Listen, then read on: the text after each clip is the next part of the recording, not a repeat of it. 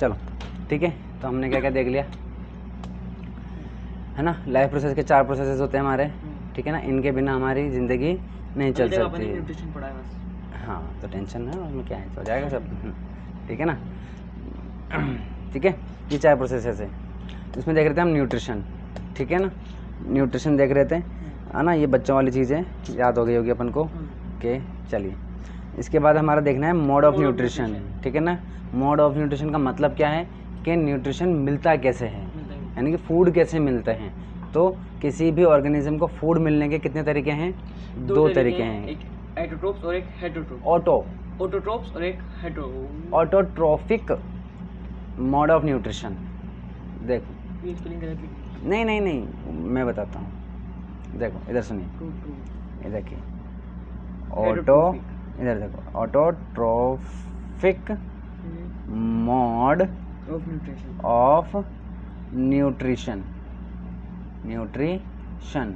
इसका मतलब हुआ खाना लेने का ऑटोट्रोफिक तरीका, ठीक है। और जो ऑर्गेनिज्म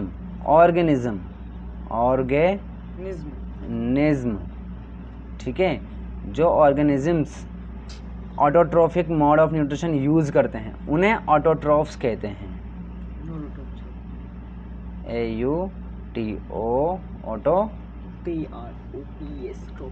ऑटोट्रोफ्स। बात समझ में आई? ऑटोट्रोफ बोल रहे हैं इसका मतलब ऑर्गेनिज्म, ऑटोट्रोफिक बोल रहे हैं इसका मतलब मोड, यानी कि तरीका। इसका मतलब होता है तरीका या फिर वे, ठीक है। किस तरीके से कोई भी ऑर्गेनिज्म अपना फूड ले रहा है, ठीक है।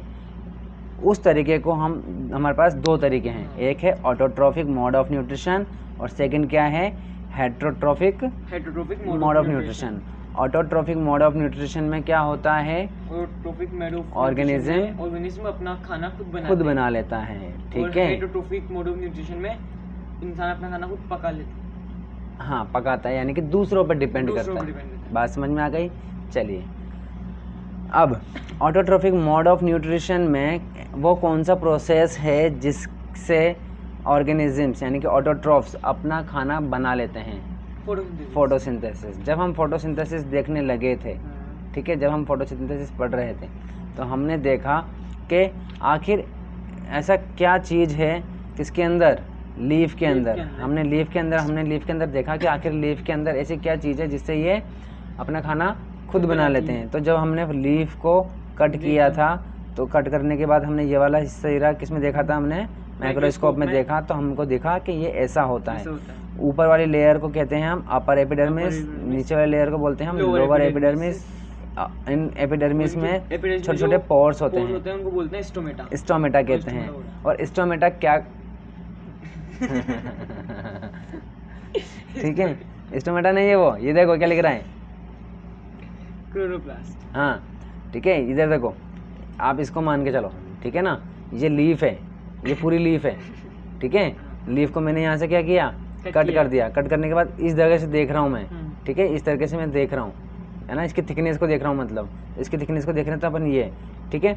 तो आप देखिए, ये जो बीच में चीज़ें हैं ना, ये हैं इसके अंदर, लेकिन ये जो स्टोमेटा है ये इसके ऊपर वाली लेयर नीचे वाली लेयर पे होते हैं, ठीक है, छोटे छोटे से होल्स, ठीक है ना। दोनों तरफ होते हैं, वैसे तो होते एक तरफ ही हैं, बट या तो वो ऊपर होगा या फिर नीचे होगा। अगर ऊपर होगा तो अपर एपिडर्मिस, नीचे होगा तो लोअर एपिडर्मिस, ठीक है। लेकिन पढ़ाते हैं दोनों हैं, इसलिए दोनों बोल देते हैं, ठीक है ना।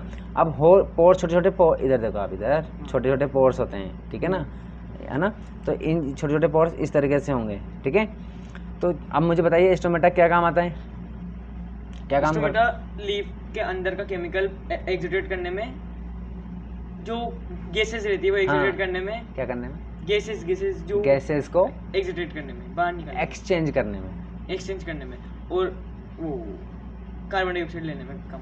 बात तो एक ही, कार्बन डाइऑक्साइड भी तो गैस ही है, ठीक है ना। 2 काम करता है स्टोमेटा, क्या करता है? 2 काम करता है। वाटर को भी एग्जिट करता है, ये पढ़ लिया फट से, है ना। और क्या बोलते हैं वाटर को रिलीज करने को क्या बोलते हैं? Water transportation.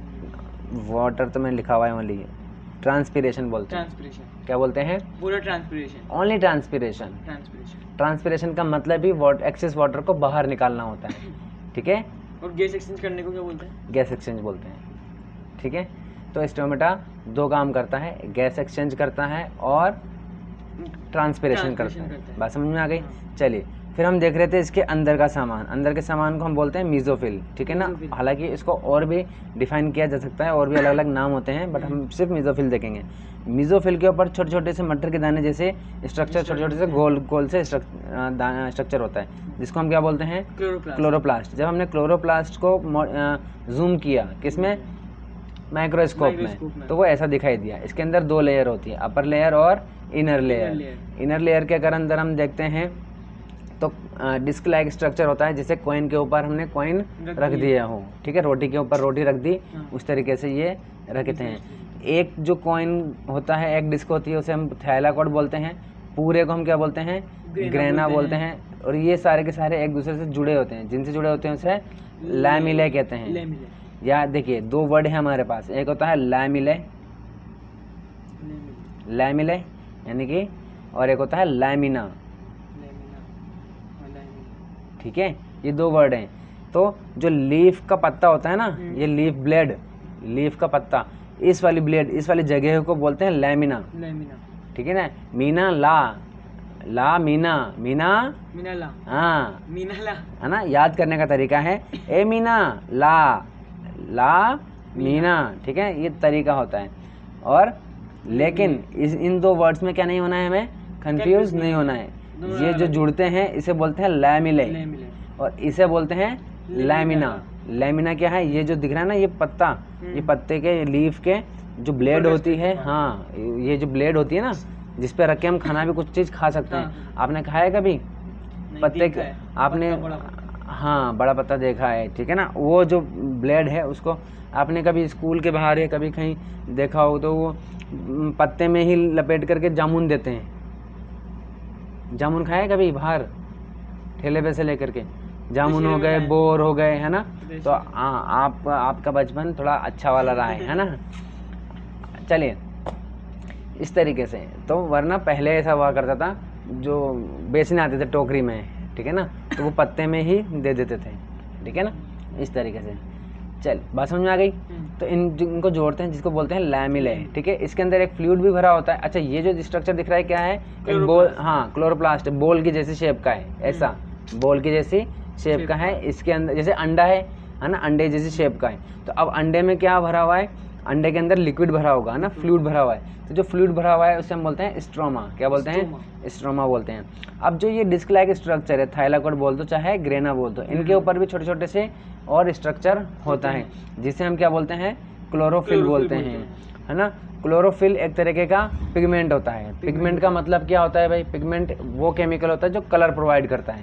पिगमेंट क्या होता है? जो कलर प्रोवाइड करता है। पिगमेंट क्या करता है? कलर प्रोवाइड करता है। कलर प्रोवाइड करता है, प्रोवाइड कलर, चलो ठीक है ना। तो इसका मतलब क्लोरोफिल भी क्या करेगा? कलर प्रोवाइड करेगा। बात समझ में आ गई?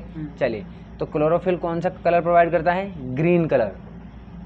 मल्टी कलर प्रोवाइड करता है, वो क्रोमोप्लास्ट होता है, ठीक है। ये हमने पढ़ा था, देखो क्लोरोप्लास्ट, क्रोमोप्लास्ट और ल्यूकोप्लास्ट, ये सबको बोलते हैं हम प्लास्टिड, ठीक है। चलिए, हाँ, तो क्लोरोप्लास्ट कौन सा कलर देता है? ग्रीन कलर देता है, ठीक है, जिसकी वजह से पूरी लीफ क्या रहती है? ग्रीन रहती है। बात समझ में आ गई? क्लोरोफिल देता है green colour, chlorophyll green colour देता है, ठीक है, जिसकी वजह से पूरा कलर, पूरे लीफ क्या रहती है? ग्रीन कलर की रहती है। बात समझ में आ गई? चलिए, अब क्लोरोफिल, अब देखिए हम पढ़ रहे थे क्या पढ़ रहे थे? फोटोसिंथेसिस, ठीक है ना। अब क्लोरोफिल एक गजब का मतलब करिश्मा है ऊपर वाले का, कि आप देखो, जैसे कि आपने सेल देखा, सेल बैटरी वाला सेल, है ना। बैटरी देखिए, मतलब सेल नहीं बोलेंगे अपन, बैटरी बोलेंगे, वरना अपन कंफ्यूज हो जाएंगे यहाँ पर, है ना। इंसान का सेल और वाला सेल, चलिए, है ना। बैटरी देखी होगी। बैटरी क्या करती है?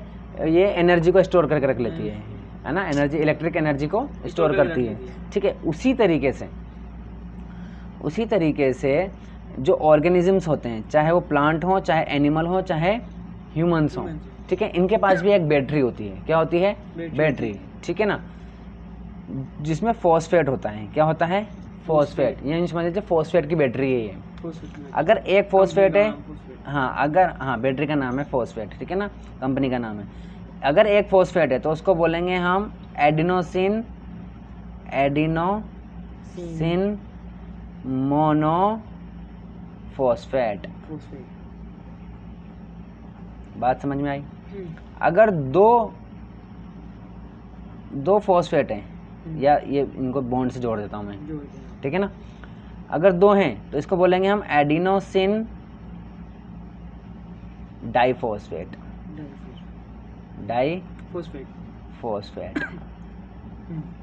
ठीक है। अगर 3 फॉस्फेट हैं, और मैक्स टू मैक्स 3 ही होते हैं ना, उससे ज़्यादा नहीं होंगे, फिर बैटरी फूट जाएगी नहीं तो। Adenosine triphosphate.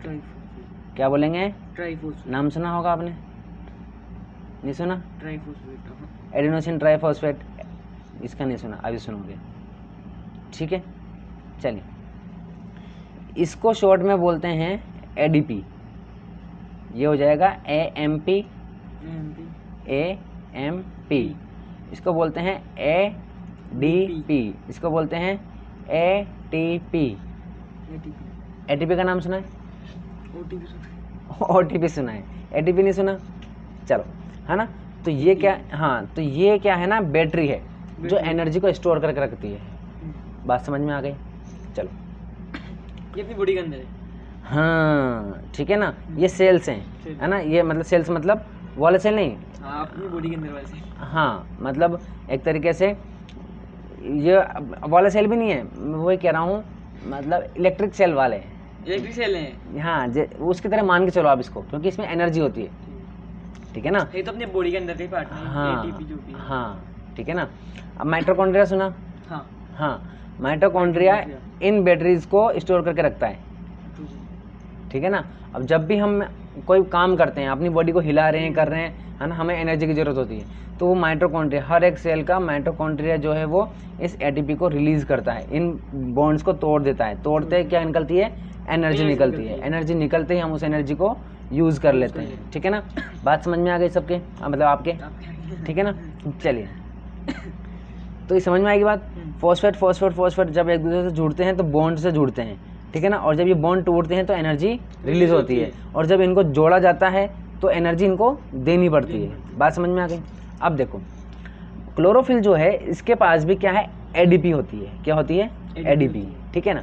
अब देखो, जैसे ही सनलाइट आएगी, क्या आएगी? सनलाइट आएगी तो इसके इलेक्ट्रॉन चार्ज है। Very good. तो ये जो है ना क्लोरोफिल, ये अपने अंदर से इलेक्ट्रॉन निकालता है। इलेक्ट्रॉन निकालने का मतलब क्या हुआ? एनर्जी निकालता है। अब यहाँ पर ये जो ADP रहता है इस जगह पर, है ना, इस जगह पर ADP है। ये ADP क्या करता है? इस इलेक्ट्रॉन को ले लेता है, यानी कि एनर्जी आई, एनर्जी को लेते ही ये एक और फॉस्फेट अपने अंदर जोड़ लेगा। जोड़ते ही जो डाई था वो कितना हो जाएगा? ट्राई हो जाएगा, है ना। डाई मतलब 2, मोनो मतलब 1, और ट्राई मतलब 3, ठीक है ना। तो अभी तो ADP है ये, यानी कि 2 फॉस्फेट है। समझ में आ रही बात? जैसे ही लाइट आई, लाइट आते ही ये तिल मिलाते ही इसने एनर्जी निकाल दी, यानी कि इलेक्ट्रॉन निकाल दिया। ये इलेक्ट्रॉन किसने ले लिया? ADP ने ले लिया। ADP लेते ही क्या बन गया? ये ATP बन गया, यानी कि इसके पास ज़्यादा एनर्जी स्टोर हो गई। अब बात समझ में आ गई? एनर्जी लेते ही वो और खुल गया, फिर तो उसके अंदर और ज़्यादा एनर्जी। खुला नहीं, वो और जुड़ गए, और फॉस्फेट जो है वो जुड़ गए। पहले 2 ही फॉस्फेट थे, अब कितने फॉस्फेट हो गए? 3 फॉस्फेट हो गए। अब 3 फॉस्फेट जुड़ने का मतलब क्या हुआ? एनर्जी स्टोर हो गई। बात समझ में आ गई? यानी कि हमारे पास फर्स्ट, है ना, अपने पास फोटोसिंथेसिस के 2 स्टेप थी। एक था स्टोरेज ऑफ एनर्जी और मेकिंग ऑफ फूड, और टाइम 2 है हमारे पास, डे टाइम और नाइट का टाइम, ठीक है ना। तो डे टाइम में ये एनर्जी को स्टोर भी करते हैं और मेकिंग, फूड मेकिंग भी करते हैं, ठीक है। बट नाइट में ओनली फूड मेकिंग, ठीक है। चलिए, तो देखिए, है ना, तो अब एनर्जी तो स्टोर हो गई हमारे पास, ठीक है, ATP। बात समझ में आ गई? अब देखिए, अब पेड़ नीचे से वाटर खींच रहा है। अच्छा, पौधों में पानी, मम्मी ने कभी डांटा आपको पौधों में पानी नहीं डाला जिसकी वजह से? दादा, हाँ, दादाजी ने डांटा है। क्यों देते हैं पानी? ताकि वो ग्रोथ करे जो। अब देखो, आज हम सीखेंगे कि पानी क्यों जरूरी होता है। देखिए, ज़मीन में पानी है, पानी ऊपर गया, किस प्रोसेस से गया? डिफ्यूजन से। Very good. उसके लिए एनर्जी चाहिए? ऊपर नहीं चाहिए। नहीं चाहिए। किस चीज़ के लिए चाहिए एनर्जी? उनको अपना नीचे खाना ट्रांसफर करना। वेरी गुड, ठीक है। चलिए, वाटर गया ऊपर, ऊपर ठीक है ना। ऊपर जाने के बाद लीफ में गया, लीफ के जाने के बाद किस में गया? क्लोरोप्लास्ट में गया, क्लोरोप्लास्ट के बाद कहाँ गया? क्लोरोफिल के पास गया। बात समझ में आ गई? अब देखो, जैसे ही पानी इसमें आया, पानी आते ही सनलाइट तो आ ही रही है, सनलाइट आएगी, वाटर जो है वो टूट जाएगा, वाटर जो है वो टूट जाएगा। किस भाग में? हाइड्रोजन में और ऑक्सीजन में, ठीक है। ऑक्सीजन में टूट गया, हाइड्रोजन बन गया और ऑक्सीजन बन गया। ये जो ऑक्सीजन है वो तो क्या हो जाएगी? लीफ से बाहर निकल जाएगी। जो हम कहते हैं कि प्लांट जो है वो ऑक्सीजन छोड़ता है, तो वो ऐसे छोड़ता है। पहले पानी को तोड़ता है, पानी को तोड़ने के बाद ऑक्सीजन निकलती है, वो ऑक्सीजन को अलग कर देता है, मतलब हाँ, हाइड्रोजन को अलग कर देता है और ऑक्सीजन को अलग कर देता है। तो हाइड्रोजन जो है वो, सॉरी, ऑक्सीजन की गैस जो है वो तो क्या होती है? बाहर निकल जाती है, एटमॉस्फेयर में आ जाती है, और जो हाइड्रोजन है उसको स्टोर कर ले जाता है। लेकिन ये हाइड्रोजन को भी स्टोर करने के लिए कुछ चीज़ चाहिए, एक कैरियर यानी कि हाइड्रोजन को स्टोर करके रखने वाला। वो है कौन? NADP, ठीक है। इसकी फुल फॉर्म है निकोटिनामाइड एडिनाइन डाइन्यूक्लियोटाइड फॉस्फेट। याद करने की जरूरत नहीं है, NADP याद रखो। NADP क्या करता है? हाइड्रोजन को अपने अंदर जोड़ लेता है, NADP H हो जाएगा, हाइड्रोजन जुड़ गया ना इसमें। अब हमारे पास ATP भी हो गया और NADP H भी हो गया, ठीक है। ऐसा क्यों है? क्योंकि हमें बनाना है क्या? ग्लूकोज। क्या बनाना है? ग्लूकोज। C6H12O6 ग्लूकोज का फॉर्मूला है। कार्बन चाहिए, हाइड्रोजन चाहिए और ऑक्सीजन चाहिए, ठीक है ना। अब देखो, स्टोमेटा से कार्बन डाइऑक्साइड आएगी, ठीक है। तो ग्लूकोज तो अपनी बॉडी में बनता है ना, पेड़ ही बनाता है। वेरी गुड, पेड़ ही तो बनाएगा, तभी तो हम खाते हैं उनको, फिर उनसे तो हमें मिलती है। वो तो स्टार्च बनाते हैं ना। वो ग्लूकोज बनाएगा, ग्लूकोज को जोड़ लेगा तो स्टार्च बन जाएगा। अच्छा, इसमें उल्टा प्रोसेस चलता है अपनी बॉडी में जो चलता है। हाँ, ठीक है ना। चलो, समझ में आ गई बात। अब ये कार्बन डाइऑक्साइड भी ले लेगा, कार्बन डाइऑक्साइड से कार्बन मिल गया क्योंकि कार्बन चाहिए, ऑक्सीजन भी मिल जाएगी क्योंकि ऑक्सीजन भी चाहिए, और हाइड्रोजन यहाँ से मिल जाएगा। बात समझ में आ रही है? चलिए, तो फर्स्ट स्टेप देखिए। अब देखिए आप फोटोसिंथेसिस, है ना।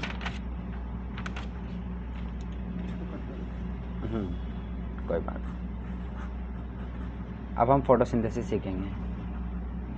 फोटोसिंथेसिस, देखो, फोटोसिंथेसिस फर्स्ट स्टेप क्या है? स्टोरेज ऑफ एनर्जी, ठीक है ना। देखो, सनलाइट आएगी, LIGHT, सनलाइट आई किसके ऊपर? क्लोरोफिल के ऊपर। क्लोरोफिल क्या होती है? CHLRO, क्लोरोफिल, ठीक है। इसने क्या रिलीज कर दिया? इलेक्ट्रॉन। इलेक्ट्रॉन कौन ले लेगा? ADP ने इलेक्ट्रॉन ले लिया, क्या बना दिया? ATP, ठीक है। ये समझ लो, ये गैस सिलेंडर है एक तरीके से, ठीक है ना। चलो, इसके बाद सनलाइट ने क्या किया? वाटर को तोड़ दिया, ठीक है। किस में? हाइड्रोजन में और ऑक्सीजन में, ठीक है। ऑक्सीजन जो है वो क्या हो गई? ये एरो का मतलब क्या होता है? निकल गई बाहर, ठीक है। हाइड्रोजन को किसने ले लिया? NADP ने, ठीक है। तो NADP H हो जाएगा, NADP H हो जाएगा। ये समझ लीजिए तैयारी हो गई हमारे पास। ये गैस सिलेंडर पे बुक करवा लिया हमने, आ गया घर पे, और ये एक तरीके से पानी आ गया, पानी भी आ गया, ये समझ लीजिए, है ना। पानी ले लिया। अब सेकंड देखिए, ये हो गई कौन सी काम? डे वाली प्रोसेस, डे प्रोसेस हो गया, ठीक है ना। अब नाइट प्रोसेस, हाँ, डे और नाइट दोनों प्रोसेस है ये, डे और नाइट, NIGHT, क्योंकि खाना मेकिंग ये ओनली डे का है, ये ओनली डे, ओनली नाइट का हो सकता है, डे का नहीं हो सकता। देखो दोनों में सनलाइट आ रही है, हाँ, तो डे का तो हुआ, तो साथ में बनाते भी तो है फूड फिर आते हैं। हाँ, तो जब तक डे नाइट लिख रहा हूँ यहाँ पर, चलिए अलग हो गया। ठीक है ना, इस जगह पर आएगा फूड। अब देखो कार्बन डाइऑक्साइड ले लेंगे, ठीक है, बाहर से ATP आ गया, एनर्जी चाहिए क्योंकि किसी भी काम को करने के लिए एनर्जी चाहिए। इसके बाद NADPH, क्यों? क्योंकि हाइड्रोजन चाहिए, हाइड्रोजन इसके पास है। इससे बन जाएगा हमारा क्या, ग्लूकोज, C6H12O6 प्लस वाटर बनेगा इसमें थोड़ा सा H2O और थोड़ी सी ऑक्सीजन निकल जाएगी, या ऑक्सीजन चलो निकाल दिया, आप तो सिर्फ ग्लूकोज ही लिख लो, ठीक है। बात समझ में आ गई? ये वाला प्रोसेस दिन में भी चलता है और रात में भी चलता है। ग्लूकोज बन गया ना, फूड बन गया, ये कहते हैं हम फोटोसिंथेसिस। अब देखो, बट ये डीप नॉलेज है, एकदम डीप नॉलेज, क्योंकि अपने चैनल का नाम भी क्या है, डीप नॉलेज। ये फुल्ली डीप नॉलेज है एकदम, ठीक है। अगर आप स्कूल में इसको बता दोगे तो मे भी आपको डांट भी पड़ जाए कि ये क्या बता रहा है, क्योंकि अगर उनको भी डीप नॉलेज है तो आपको शाबाशी देंगे, ठीक है, और अगर नहीं है तो मे भी डांट पड़ जाए, ठीक है, ठीक है ना। हाँ, वही तो कह रहा हूँ। चलो, फोटोसिंथेसिस, अगर देखो डिपेंड करता है कि हमारे सामने कौन है, ठीक है। अगर हमारे सामने लोड नॉलेज वाला है तो आप उसको बताओगे क्या कि भाई, अब देखो बच्चों वाली डेफिनेशन बताता हूँ मैं आपको फोटोसिंथेसिस की, कि 6 कार्बन डाइऑक्साइड ले लो प्लस 12 वाटर ले लो, ठीक है। जब ये जुड़ेंगे किसके प्रेजेंस में, सनलाइट के प्रेजेंस में, LIGHT, और क्लोरोफिल के प्रेजेंस में, ठीक है। तो बनेगा हमारे पास एक ग्लूकोज C6H12O6 प्लस 6 वाटर बन जाएगा प्लस 6 ऑक्सीजन बन जाएगी। ये है आपकी क्या, फोटोसिंथेसिस, ठीक है। आप ऐसे भी बोल सकते हो, 6 कार्बन डाइऑक्साइड लेकर के 12 वाटर लेकर के सनलाइट और क्लोरोफिल की प्रेजेंस में क्या बन जाता है, ग्लूकोज बन जाता है, 6 वाटर बन जाते हैं और 6 ऑक्सीजन बन जाते हैं। यही आपका क्या है, फोटोसिंथेसिस है। बट अगर आपको डीप नॉलेज बतानी है, अपने अंदर कुछ हीरो वाली स्टाइल बतानी है, हीरो बनना है, तो आप ये बता सकते हैं कि बेटा फोटोसिंथेसिस जो है वो 2 पार्ट में होता है, समझा। एक होता है डे प्रोसेस और होता है डे नाइट प्रोसेस, ठीक है। डे प्रोसेस में पहले सनलाइट जो है वो क्लोरोफिल के ऊपर गिरती है, क्लोरोफिल इलेक्ट्रॉन निकालता है, इलेक्ट्रॉन को ADP लेकर के ATP बना लेता है। फिर सनलाइट गिरती है, वाटर, सनलाइट से वाटर टूट जाता है हाइड्रोजन और ऑक्सीजन में, इस ऑक्सीजन बाहर निकल जाती है। हाइड्रोजन को कौन पकड़ लेता है, NADP ने स्टोर कर लिया। अब कार्बन डाइऑक्साइड ले लेंगे, कार्बन डाइऑक्साइड ATP ले लेंगे और हाइड्रोजन, ATP से एनर्जी मिलती है ना, एनर्जी, ताकि ये दोनों जुड़ सकें। यहाँ से हाइड्रोजन निकलेगा, अच्छा देखो यहाँ से एनर्जी रिलीज हो जाएगी तो यहाँ पर क्या बचेगा, वापस ADP आ जाएगा, एनर्जी निकल गई इसकी, ADP आ गई, और यहाँ से हाइड्रोजन निकल जाएगा, इसमें जुड़ जाएगा, तो इसके पास वापस क्या बच जाएगा, NADP। बात समझ में आ गई? अगर मुझे समझ लीजिए एक कैरियर है, ये कैरियर का मतलब एक जगह से दूसरी जगह ले जाने वाला। तो जब यहाँ पर हाइड्रोजन निकला था तो पकड़ लिया, ला करके इसको दे दिया कि भाई ये लो हाइड्रोजन, अब आप अपना खाना बना लो, ठीक है। हाइड्रोजन निकल जाएगा तो यहाँ पर NADP बच जाएगा वापस, ठीक है। तो ये भी आपका क्या है, फोटोसिंथेसिस है, और इस तरीके से भी आप बता सकते हैं। अगर आपके सामने कोई बच्चा है तो उसके सामने ये बता दीजिए, हालांकि ये भी बच्चों वाली बात नहीं है, लेकिन फिर भी ठीक है, और ये कुछ ज़्यादा डीप नॉलेज है, ठीक है। तो इस तरीके से हमने क्या सीखा, फोटोसिंथेसिस। कल मैं एज इट इज़ आपको ये वाला ही पूछूंगा और ये वाली भी पूछूंगा, आपको लर्न होना ज़रूरी है, ठीक है। चलिए।